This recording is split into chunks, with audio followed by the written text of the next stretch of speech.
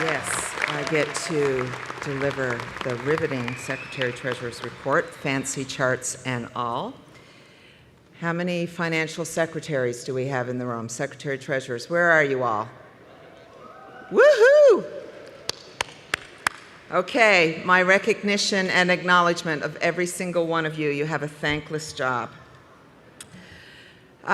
Let me start first by saying this has been my profound honor to serve as your National Secretary-Treasurer for the last 3 years.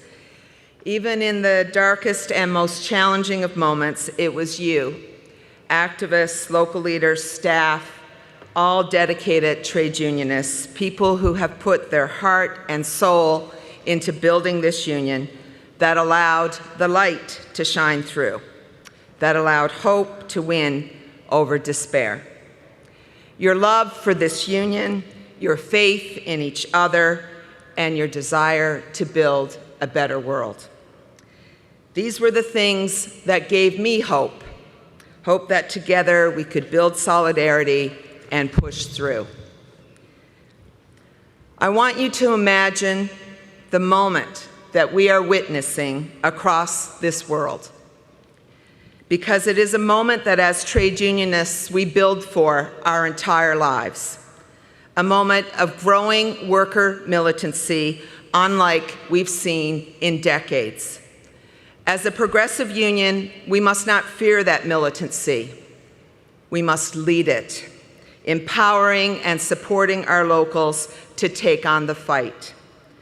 Across the UK, workers everywhere, railway workers, transit workers, are fighting back, refusing to stand down after decades of diminishing trade union power going as far back as the Thatcher era.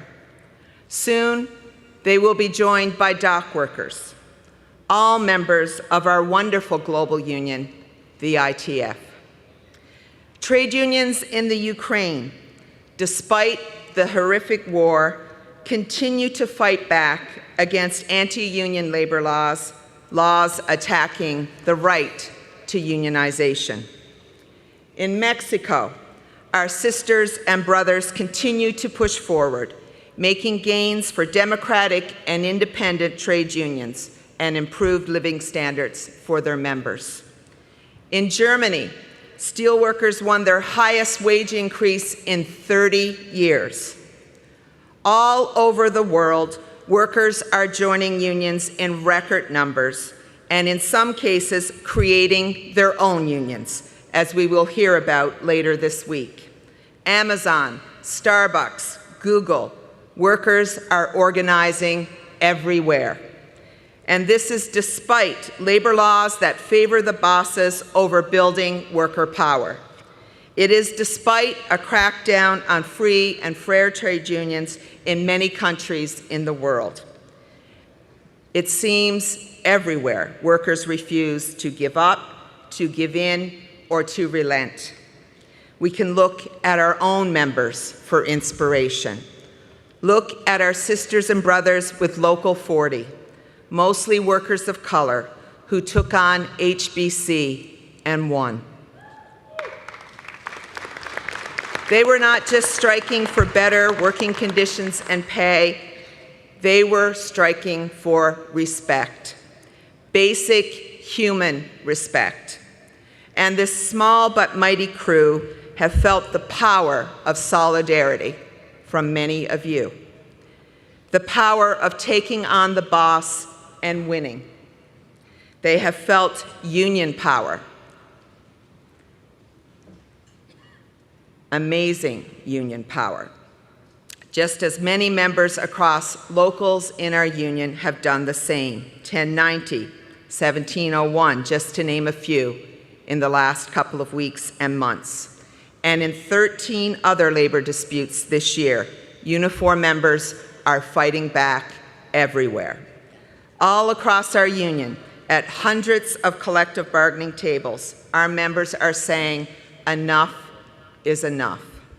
Telco workers, casino workers, cement workers in Quebec locked out for well over a year, hydro workers in Manitoba, transport workers, manufacturing workers, rail workers from all across this country, fisheries and energy workers, media workers, and yes, our healthcare workers, heroes, one and all. And auto workers who never stopped fighting for 1 second against bad trade deals and for a strong, robust Canadian auto sector. Without you, it would not have happened.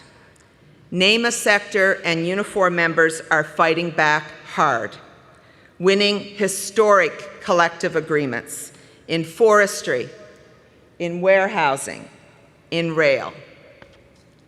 And if you ever had a doubt, it is also why we need a healthy strike and defense fund. In 2021, we had more disputes in our union than any previous year. And this year, we're on track to continue that militancy.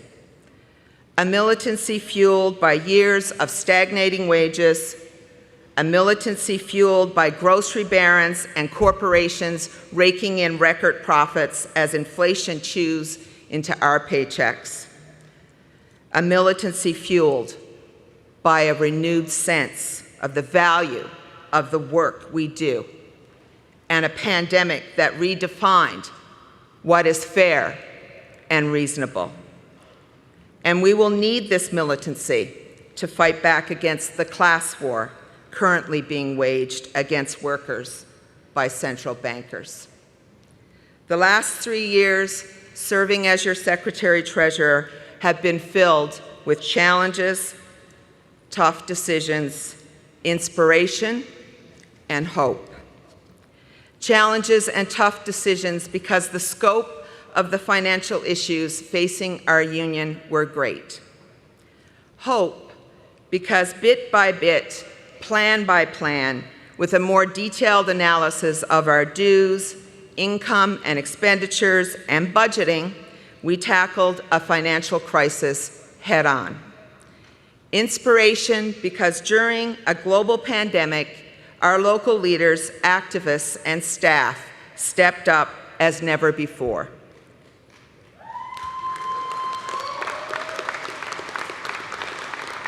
We didn't allow this pandemic to stop us from being the union we knew our members needed. Turning our union into a coordinated fighting force takes leadership. It doesn't just happen. Throughout the pandemic, our National Executive Board met almost on a monthly basis, more often in the early days of 2020, as we navigated our union through a crisis none of us had imagined. I want to thank the NEB for their incredible work over the past 3 years.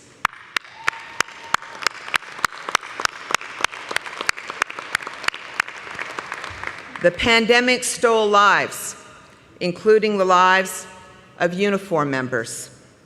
It took a toll on our members' incomes and working lives and changed the economic landscape of our country.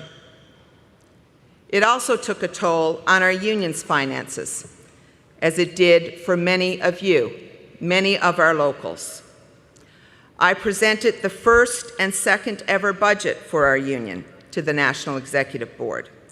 We introduced new protocols, practices, and checks and balances, and we started a budgeting culture within our union. Now, I know budgets sound boring, but they are essential to establishing priorities, to prevent overspending and endangering the future of our union, to ensuring we can meet payroll, and to fight for our members when they need us the most. Sisters and brothers, friends, we have made many improvements, but in truth, we're only just getting started. There is so much work to be done.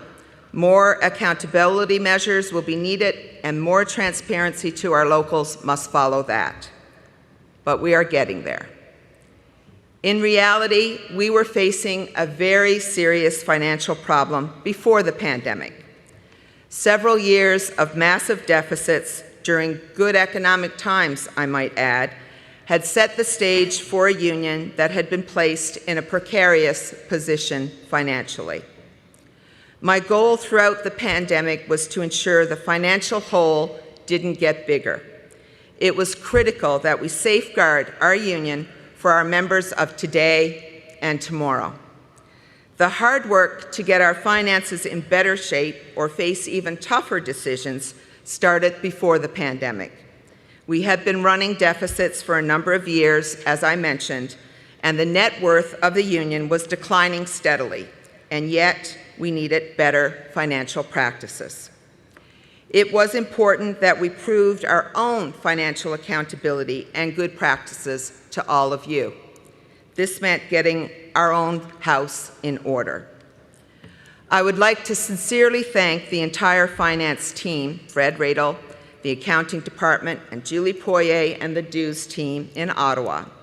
I've asked a lot of them these past years, and they have delivered every time, working long hours, assisting me as I changed how we reported out on our finances, providing more analysis for our National Executive Board, and of course, as we grappled with the changing financial culture within our union.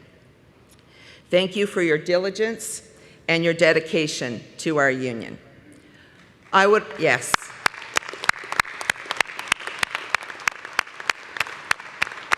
As much as we might not like to admit it, we do need accountants. I gotta get a glass of water.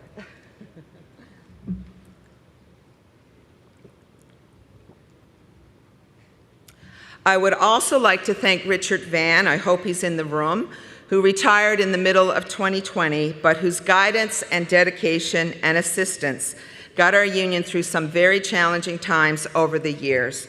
Richard, thank you for your many years and countless hours that you've given to Unifor and the CAW before that.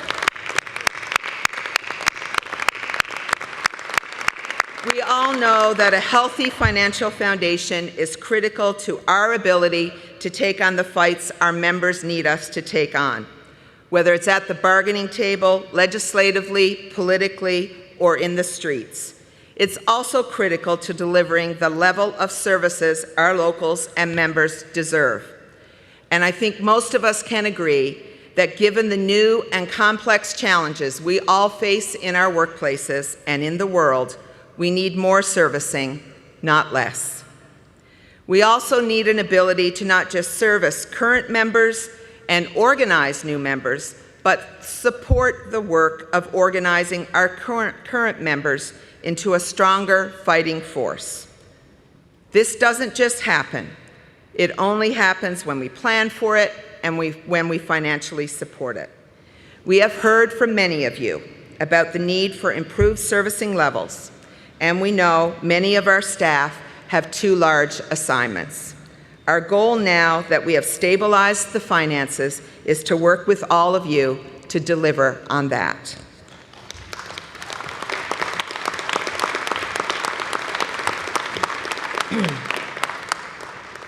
In the meantime, I would like to acknowledge and recognize the dozens of staff of Unifor who retired during the past 3 years. You did so during the pandemic and did not get the send-off you deserved. I thank each and every one of you, some who've joined us for this convention, for your contributions to our union, for your commitment and dedication to our members and to building Unifor. Thank you very much.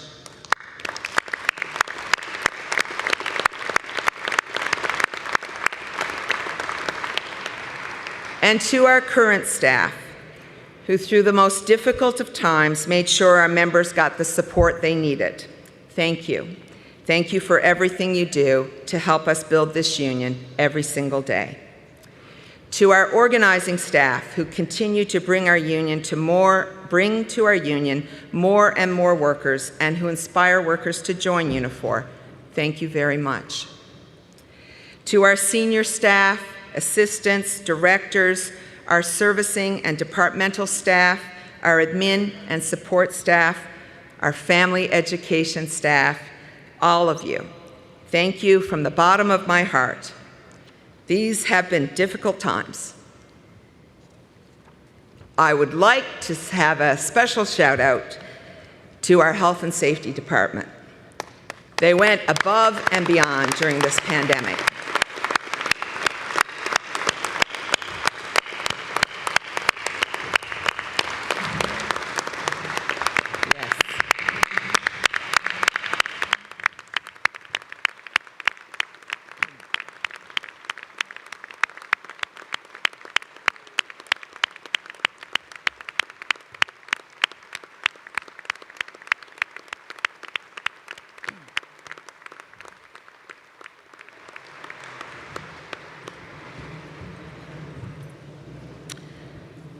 Obviously, I've thanked the finance team. They're incredible. Fred, I hope I did you proud up here. Ready. And to the staff who support my office, Brenda and Laura, I could never have asked for a better team. Peter Kennedy will attest. He's had them too. You're simply exceptional in all the ways, and I love you both.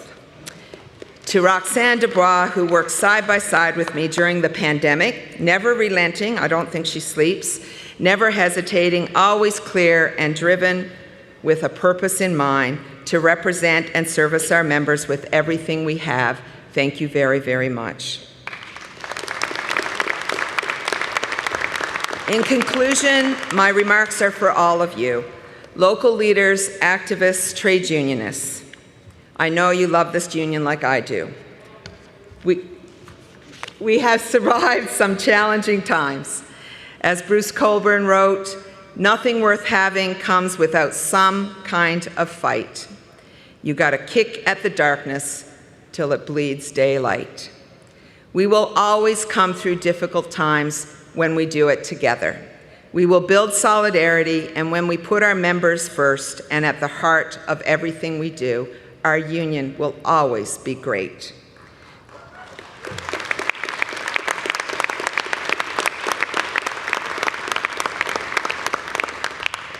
Walter Reuther wrote about joy in the struggle. It is indeed something special. The joy of coming together to support each other, the joy of building solidarity, the joy of building this union, the joy of defending a member and winning for them, the joy of bargaining and winning improved working conditions for your members, the joy of standing up to racism and sexism and knowing it was hard, but also that it was the right thing to do, the joy of coming together arm in arm. We believe with everything that we have, that workers deserve justice, fairness, dignity at work, respect, full equality, full equality. We believe a different kind of world is possible, and we're all willing to fight for it. We have accomplished a whole lot together, but of course, there's always more to do. The fight for social and economic justice for workers is never done, but we can take strength from today's struggles because they will be tomorrow's victories. The important thing is that we never, ever give up. Solidarity, sisters and brothers.